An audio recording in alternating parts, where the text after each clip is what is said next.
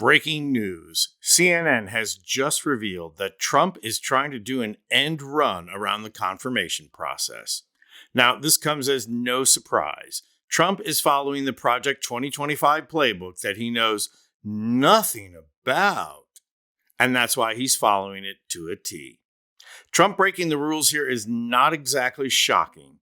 As Maya Angelou once wrote, and here I'm quoting, "When a grifter, a liar, a cheater, a serial philanderer, convicted felon, and adjudicated rapist shows you who they are, believe them." That was an exact quote. And while she was not referencing Trump per se, it still pretty accurately describes him. And we know from his psychotic campaign speeches that Trump is out to destroy democracy. And step one, given to him by his Russian overlords, is to appoint lunatics and toadies that will do the Russia-Trump bidding and destroy their agencies. The clowns that Trump has nominated would never make it through a regular confirmation process. Here's Debbie Wasserman Schultz explaining why. Tulsi Gabbard is someone who has met with war criminals. She's considered to be essentially, by most assessments, a Russian asset, and would be the most dangerous. Is that how you consider her? Is that what you consider her? Oh, yes. There's no question. I consider her someone who is likely a Russian asset, who would be as the DNI responsible for managing our entire intelligence community, hold all of our most significant intelligence information and secrets, and essentially would be a direct line to our enemies. And if Gabbard is bad, Matt Gaetz is no prize either. Here's what Wasserman Schultz had to say about Gaetz.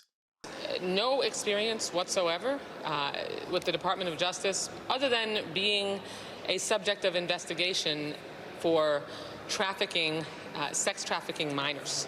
I mean, that's his experience with the Department of Justice. And, we're talking about someone who would be responsible for the entire system of justice, who has been investigated by the system of justice and has no other experience other than that. It is an extreme, outrageous nomination, and one that obviously I think should be defeated.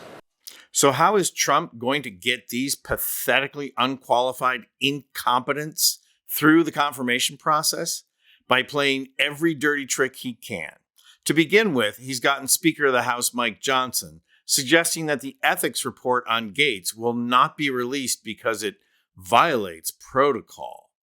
So, yes, is anyone really surprised that Mr. Sanctimonious has found a principle that will conceal unethical, immoral, and illegal behavior on the part of a Republican lawmaker? But Trump is employing far bigger tactics to get his cabinet without the proper checks and balances that the Constitution calls for. He's already floating recess appointments, but it doesn't look like the Senate is willing to play ball there. So now CNN is reporting the following. Donald Trump's transition team is bypassing traditional FBI background checks for at least some of his cabinet picks while using private companies to conduct vetting of potential candidates for administration jobs. As CNN further points out, this is consistent with the Trump team refusing to follow the law on the transition process. They reported that Trump's team has, to date, resisted participating in the formal transition process, which includes signing memorandums of understanding and secrecy agreements, typically considered a prerequisite for accessing classified material before the new administration assumes office. Now, so far, there is a price to be paid for not legally following the transition process. As CNN reports, the delay in vetting candidates for clearances also impacts the timing of classified briefings for incoming administration officials. While Trump will have the authority to override any vetting concerns and grant access to sensitive material once he takes office, he won't be able to do so until he is sworn in on January 20th. So if Trump's team continues to skirt the vetting process, those tapped for key roles wouldn't be able to receive briefings until then. The inability to receive briefings until after they get the job is very telling here. It confirms that Trump's nominees are not interested in doing the job. Their interest is in dismantling the government and democracy as we know it. So step one, no FBI background checks. And hey, it worked for Brett Kavanaugh, right? Senate hearings are not a good forum for determining guilt. Step two, find ways to bypass Senate confirmation anyway.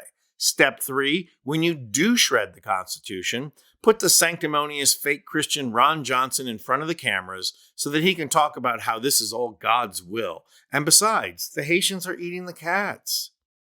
So right now, there's actually nothing Trump and his team are doing that is a surprise. They already said the quiet part out loud on the campaign trail. The thing we're left figuring out is whether Joe Biden and Kamala Harris, who have both been remarkably quiet as the destruction of democracy begins, are actually working in the background to rein this nonsense in and keep it from happening. We are counting on Joe Biden and Kamala Harris to not be the Neville Chamberlain of our era. Little orange landmass Hitler is on the march. Somebody needs to stand up to him before he fully establishes the Third Reich. I'm Anthony Vincent Gallo for Occupy Democrats.